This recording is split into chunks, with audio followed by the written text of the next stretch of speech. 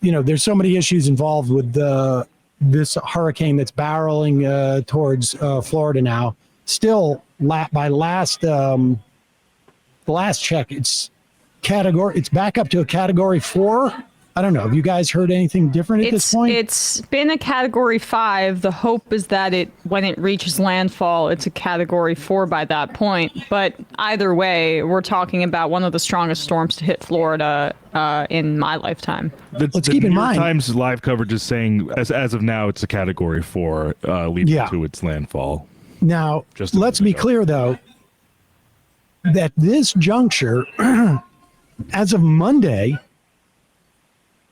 the anticipation was at this juncture it would be closer to a category 3. Right. And it looked like it was losing steam. Then it sort of jumped back up. So we really don't know. We spoke about earlier, we played that clip of the mayor from Monday. We have no response as a society in terms of providing evacuation notices. Providing evacuation services, making it possible for people to evacuate,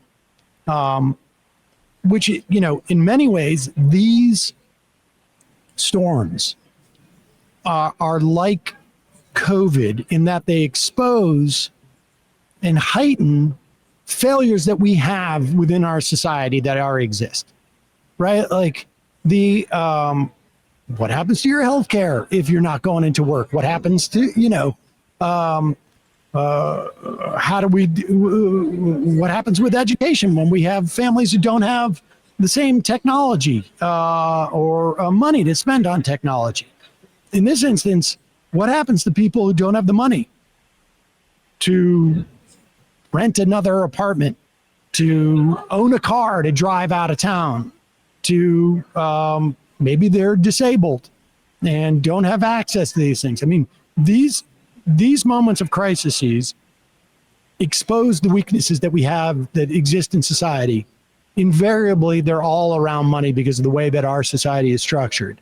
And we're going to have to address things for non-crisis periods of time to make us more durable and strong enough to sustain through crises. And one of the problems that we also have at this point is, as a society, a complete misunderstanding of what happens in Congress, how things get funded, what services the federal government provides, et cetera, et cetera. Just contemplate this. Donald Trump wanted to get rid of the entire federal government's apparatus to track hurricanes. He wanted to open the door for private corporations to do this work, which means it's behind a paywall. Just contemplate that for a moment. And we know the Republicans, under him, he wanted to cut FEMA. The Republicans refused about another, $10 billion of supplemental aid just a month ago to the FEMA budget. And then the super effed up notion about it is they will lie with essentially impunity. I'm not saying they should be punished, but there's no accountability for it within their own sort of ecospheres as to, I'm sure you've went over this the past couple of days, payments to people who suffered in Helene. Yep. There's no accountability in the sense that Ron DeSantis outlawed the use of the words climate change in all of their sort of governmental edicts. How do you address these things? And so here is the, essentially, Harris tried to apparently call DeSantis in the run-up to Milton to offer support, find out what he needs, et cetera, et cetera. Here she is basically retelling the story. President, Governor DeSantis, NBC is reporting Governor DeSantis is ignoring your calls on hurricanes, resources, and help. How does that hurt the situation here? Moments of crisis, if nothing else, should really be the moment that anyone who calls themselves a leader says, politics aside and put the people first. People are in desperate need of support right now, and playing political games at this moment in these crisis situations, these are the height of emergency situations, is just utterly irresponsible, and it is selfish, and it is about political gamesmanship instead of doing the job that you took an oath to do, which is to put the people first. It's been valid for us. I mean, it's interesting because if you recall, Chris Christie, the governor of the state I grew up in, was photographed during Hurricane Sandy, basically putting his arm around President Obama because Obama mobilized the federal government to help New Jersey in the wake of Hurricane Sandy. And that, I don't know, you can't like go back in time and say that's what killed his chances in terms of his 2016 presidential ambitions. But at the very least, the base reacted to it in such an insane way. Like, how dare you touch Satan incarnate, Chris Christie? A black guy. Well, I mean, one and the same for the base. But like, before Trump came on the scene as the guy that was going to talk tough and be the bully, I mean, that was Chris Christie's whole persona, an East Coast Republican that likes to talk a bunch of shit. And he cratered under that. And so DeSantis is trying to go the opposite way, and he's making a show of not taking Harris's calls. But Harris is also making a show of the fact that he didn't take her calls, which she should, because they are playing politics. But this should be a moment where we're also talking about, like, Republicans are uninterested for the most part in building up systems that will mitigate the harms of this in the future. Brian Kemp because if you do that, you're conceding that there's something going on now, which they also don't want to address. Right. And you know, it also gets in the way, I think, right now of her now 2-month-long campaign for moderate Republican voters. But you know, that is the reality. And Trump had been trying to do this and force Brian Kemp into lying to say that Biden hadn't been answering calls from, that Biden hadn't called, so yes, that was true, answered calls from Brian Kemp, Georgia's governor, in the response to Hurricane Helene. I don't know what the salience of this is anymore. It's just like, how can we get through to an electorate on the Republican side that thinks climate change is a hoax and like just seems to take the results of these extreme weather patterns at face value, and then these Republican governors proudly don't do anything for them? Well, you know, I mean, let me just preface this by saying I am sympathetic to the plight of a politician 30 days out less from an election trying to get elected. But at one point, Democratic politicians, and I don't anticipate that all will do this or that half, but some need to not be afraid of politicizing these things. And I don't mean like politics as a catty sport, politics as is like selfish, but take this opportunity. And I understand at this moment it might be impossible to do. And so, you know, don't misinterpret. Some people are going to be like, you know, a little bit oversensitive to this. But these are the opportunities to explain to people that there are, certainly in this in this realm. I mean, even Bill Clinton was, one of his best achievements was to basically rebuild FEMA. And George Bush came in and started to privatize all these services again. That's, when they talk about cutting FEMA, that's what they want to do. They want these to be private services.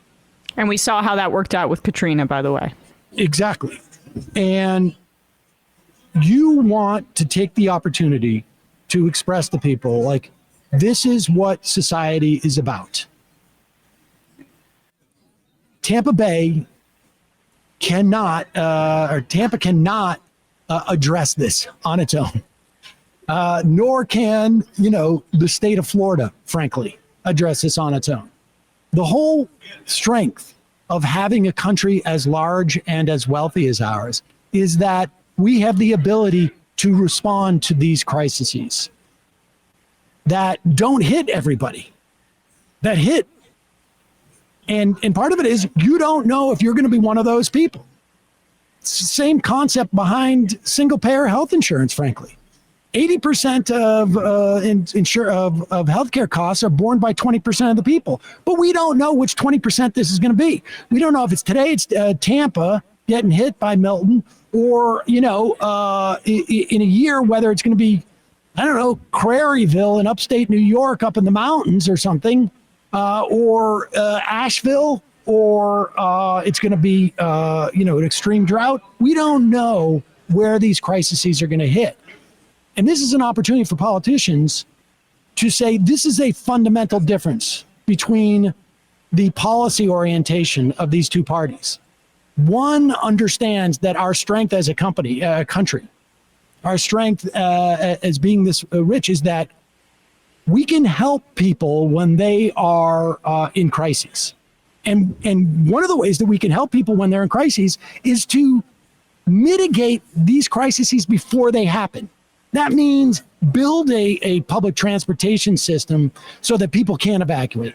That means mitigate, to the extent that we can now, the forces that are driving climate change. That means provide health care, provide resources so that if somebody actually does have to evacuate and go rent a hotel at an exorbitant fee, 15 hours away, they're going to have at least some savings and some ability to do so because other aspects of their necessities in their lives have been decommodified. I mean, this is a missed opportunity in that way. And I'll tell you something, you look at the polling on immigration right now, and the turnaround of where the American public at is nuts. Yeah. And it's also a global phenomenon, I'll say, too. Like, this is a failure of, like, the left more broadly. And I don't know. I mean, liberal parties aren't really the left. But in Europe, the right is just much more organized around this particular topic of nativism. And they've successfully incorporated Orban-style politics about this into right-wing parties throughout Europe and North America. I think that's true. But America has a very a unique relationship with immigrants relative to Europe, right? I mean, this country literally was built. Yes. There was no Americans 250 years ago. And this country was uniquely built. And the speed in which this turnabout happened, far more rapid in this country than in a European country. This has been a problem in Europe for, at least a decade. This is change of the past 2 or 3 years. And I would contend it is a function of essentially Democrats leaving a vacuum, moving to the right on this as a way, instead of actually engaging in the rhetorical battle, they attempted to do what was the easy thing to do in this instance, and attempt to placate this and assuage these fears instead of actually challenging the existence of these fears. And in the short run, it may help you. In the long run, you're never going to be as fashy on immigrants as the Republicans. They're just going to move more to the right on this, where they're talking about, mass deportations. And you've left a vacuum here that is going to end up both hurting you politically, but also in terms of economically, frankly. And I think it's just a question of justice. It's a failure of liberalism to be able to combat fascism. I mean, this is something I think we've talked about many times.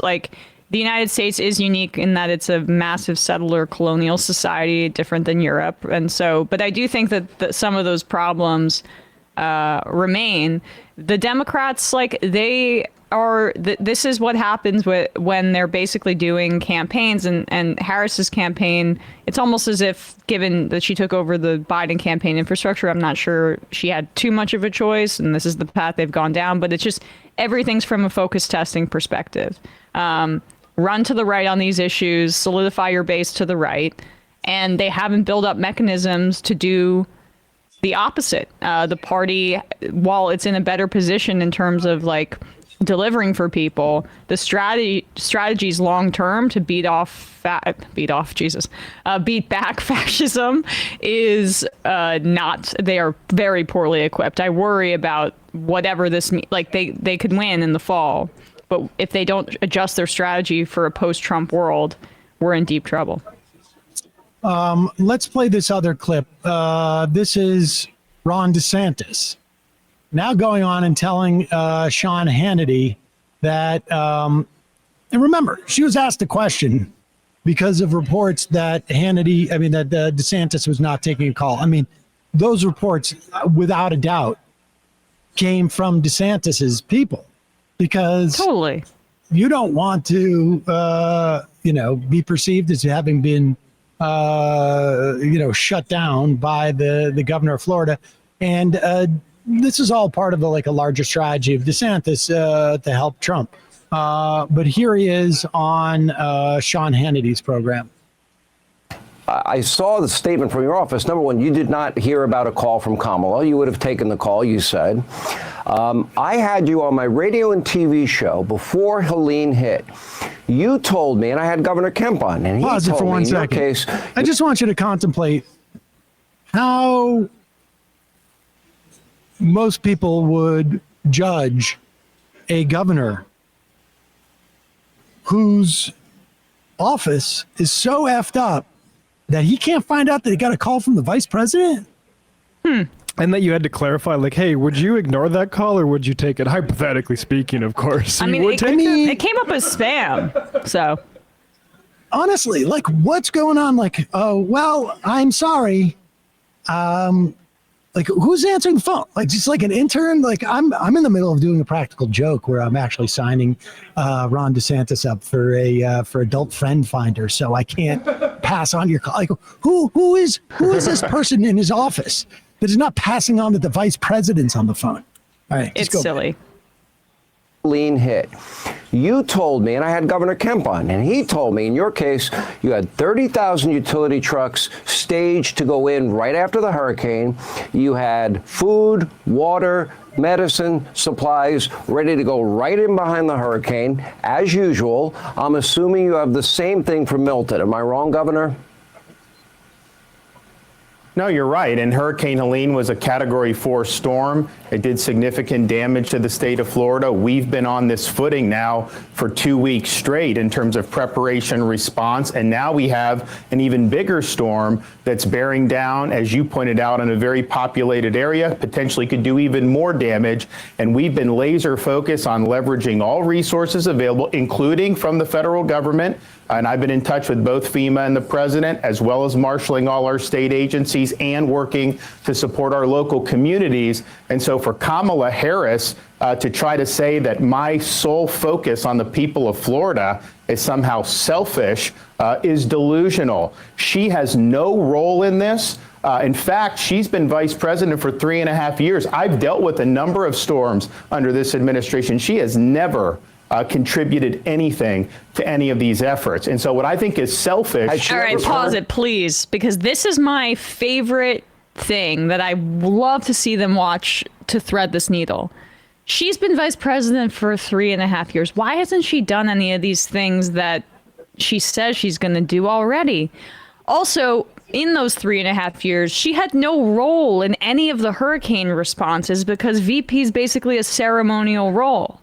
How do you square those two things? The second is the reality. She's also responsible for everything else that the administration has done. I mean, the second is the reality, right? Which is that I don't think Biden was really leaning on Harris for basically any input. There's a lot of reporting that shows that she was sidelined for a good part of the administration, and that's typically how things work with VPs. They're not they're mostly ceremonial. I thought and they were a team, and he respected her opinion. Yeah, they made a whole freaking TV show about it, a Veep, about the frustration of being a vice president in that regard.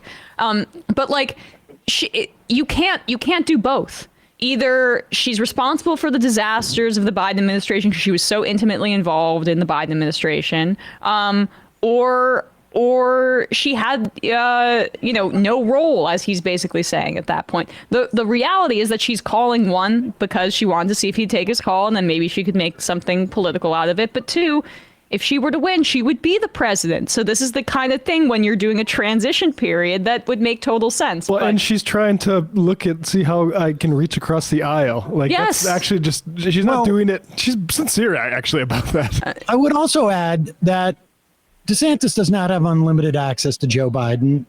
You may speak to Biden on a Monday. You may be having problems with FEMA on Tuesday. Like, we need more tractor trailers or whatever it is. Right. I need more front loaders. I need more, whatever it is. I need more sand. I need this. And Harris comes in, says, I'm available, accessible to you.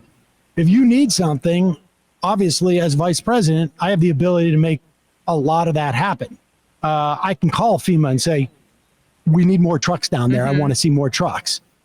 She's a member of this federal administration. So there is the idea that there's no value in that for a governor is absurd. It's just patently absurd. Like, this is just the way that bureaucracies work. I mean, everybody knows this. But these are the limits, like, for him, in terms of blaming upward. He's the chief executive of the state of Florida, right? So when there's a failure in response to some sort of disaster in this way, how else are you going to direct the blame? They're going to try to channel it into the election in the fall. But the reality of the situation is, like, this is how a Republican executive of one of the most populous states in the country functions in their response. It's not adequate because they don't really believe in government. So when maybe the state most at risk for climate change shouldn't have somebody with that ideology to lead them, but he can't fight on those terms. Hey folks, don't forget to hit the subscribe button and check out our daily show. We do it every day at 12 p.m. Eastern for about 2.5 hours. We even take phone calls. You should check that out.